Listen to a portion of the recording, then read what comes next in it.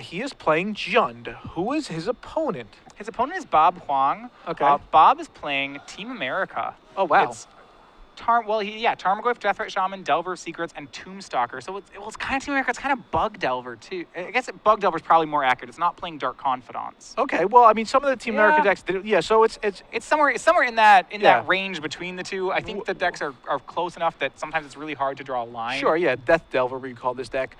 Yeah. But yeah, so Bug Delver versus Jund. Both players are 3-1. I believe this is game 3. Erik will be on the draw. Let's see what happens here. Erik is just going to play a Bayou and passes the turn.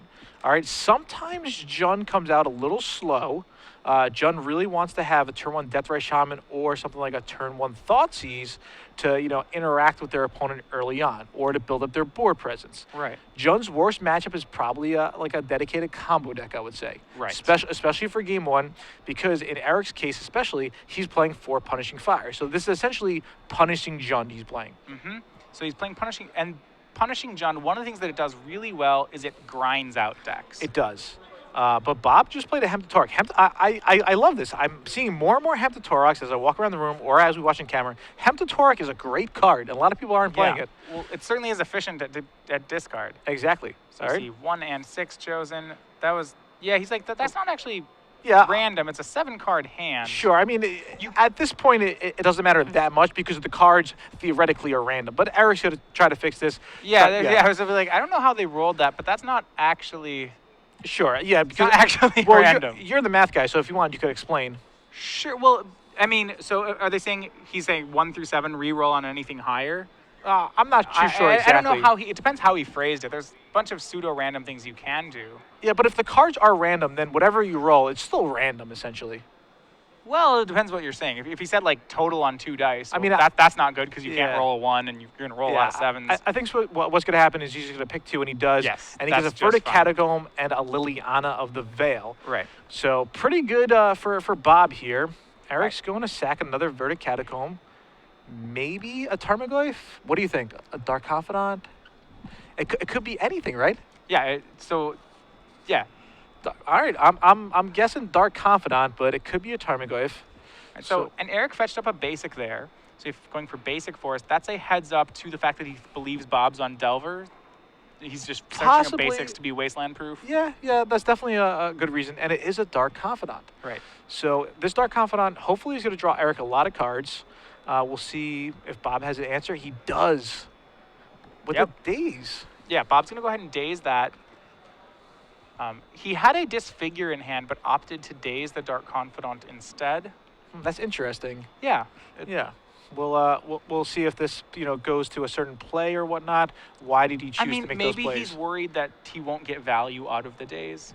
That's a good reason. It's easier to get value out of the Disfigure. That would be my guess as to why he would play that way. Yeah, because he could even Disfigure a Bloodbraid Elf. Yeah, so Bob did not hit his 3rd land. He played Ponder into Deathrite Shaman, still didn't get the land off it, and now Erik is going to go ahead and Punishing Fire the Deathrite Shaman.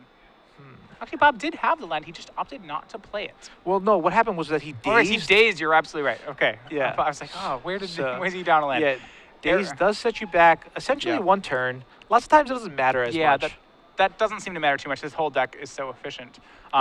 Erik playing the Punishing Fire, then not playing his own Deathrite Shaman.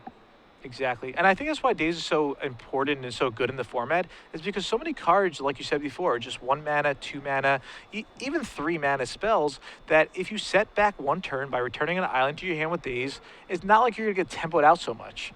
Yes. So we have a number of judges chiming in on the Abyss question. Okay. Because the Abyss is, because I would control the Abyss. I'm the controller, but you choose the target, but I'm the controller of the ability. Because he has protection from me, I believe people are saying that it would not destroy True Name Nemesis. Really? Wow. Okay. So I guess I had it wrong all along. But it seemed like the Abyss would kill it, but I guess it doesn't. The Abyss is a weird card. Old cards is. are weird. Yeah. We're going to have to get a couple more judges tweeting in at us just to make sure they're right. All right. So we have on Bob's turn, he's going ahead and fetching with Misty Rainforest into a Underground Sea. Going on 3 mana. I think this is time for a Disfigure. Would you agree here? Disfigure time? It's a great target. Deathrite Shaman's one of the best creatures in the Jund deck. It really is. And there he goes, tapping his Underground Sea. Okay, there is a Disfigure, so you're right on that. And what's coming out now, Matthias? Well, he has Tombstalker. He's going to Ooh, delve wow. Tombstalker. He, I believe, has enough creatures in his graveyard to do so. Yeah, well, just the way cards. Yeah, just cards in general. He could probably even have one card left over. And I think what Bob's gonna do. Okay, let me ask you: do you think he's trying to make the Tarmogoyf bigger or smaller? Because he also has Goyf. In this matchup, It's close, right? I don't know. Yeah, I think making them smaller is probably correct. It depends. I mean, if there's not one in his hand, I would certainly say smaller. Okay, yeah, that's definitely a good point. So what's going on now? Do you think Bob's slightly favored with that Tombstalker because he could fly over? Yeah, I would.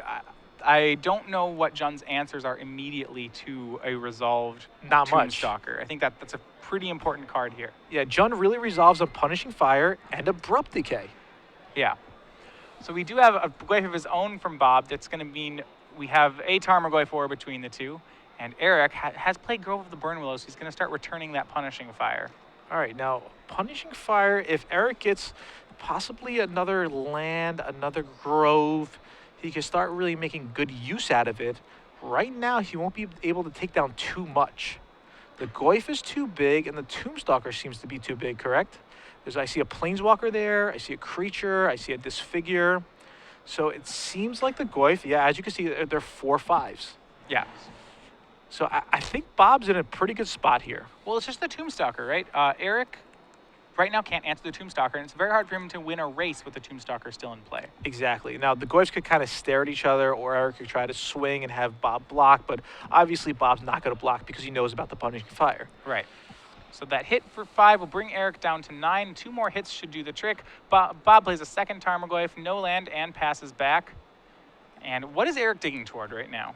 You know what? Erik is just in a really bad spot here. The main reason, again, is because of the Tombstalker. The Tombstalker is just too big. Maybe he's trying to hope for something like an Umizjau's Jitte. Just in general, I mean, just having the 5 toughness is really, really bad for Erik. It's just too tough for him to deal with. If he had a Liliana, sure. I was going to say, yeah, Liliana is probably his best answer to it, but there's too many Tarmogoyfs in play for that to work. So I think Erik's drawing pretty slim here. It's what, triple Punishing Fire? Yeah, it would be triple Punishing Fire. All right, that's a tall order. It really is. So Erik might be on the brink of getting eliminated here. Erik tweeted before, he said he needed to make top 8 to have 2 buys at the Star City Invitational in Las Vegas in a couple of weeks.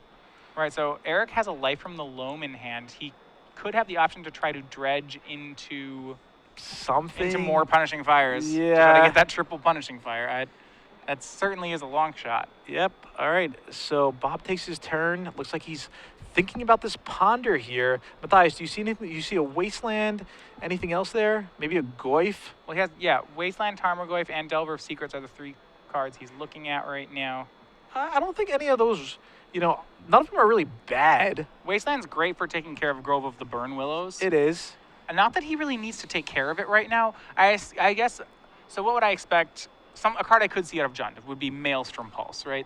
That's a theoretical card they could play that deals with Tombstalker. Sure. Maybe they don't play it, but they could. Yeah, they could. And I think, so if I'm Bob, I'm thinking worst case scenario. I'm like, worst case scenario, he pulses my Tombstalker with the Pulse that he's probably not playing, but in that situation, I would want to have Wasteland. Dismember's another option. Okay, yeah, Dismember. But I think Bob's just might swing with everything.